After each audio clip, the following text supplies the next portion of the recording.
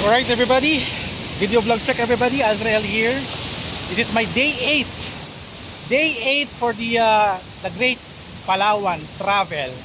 At we are here in Dara, Palawan. So sa likod ko, yung Estrella Falls, na kung saan naliligo ako dito. Noon pa, ang last visit ko dito sa 2050, kasama ko yung family ko. Kasama ko yung mga pinsan ko, auntie ko, mga mag-anak namin. Enjoy kami dito sa paliligo. Pero dito, off limits na maligo kasi may current daw na umiikot, so medyo delikado. So yung mga tao, naliligo sila dun sa may para swimming area. Here's the falls, Estrella Falls. Nice. Sarap pakinggan. Ang lakas niyan, ang lakas niyan. Actually dito yung current, umiikot na nga siya. So nagbago na siguro yung flow niya. Dati wala eh. Nakikita ko dito paikot nga yung tubig oh. Medyo delikado na nga siya laliguan. Pero dito, lakad tayo dito. Katama ko. Hindi.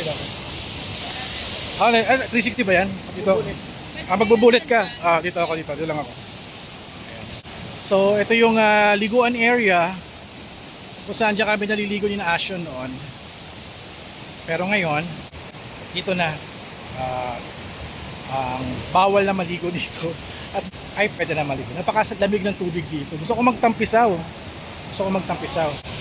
Siguro ligo tayo no para maghilamos man lang tayo kahit paano. Kami mga tropa natin, mga travel creators, nagdo-drone sila at nagbo-bullet time. Ingat. So, here's the beauty of Estrella Falls. Nakakahingal maglakad. Ito na to.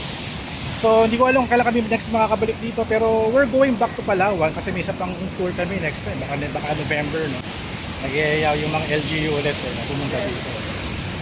So that's it for our vlog one shot featuring Estrella Falls. Alright.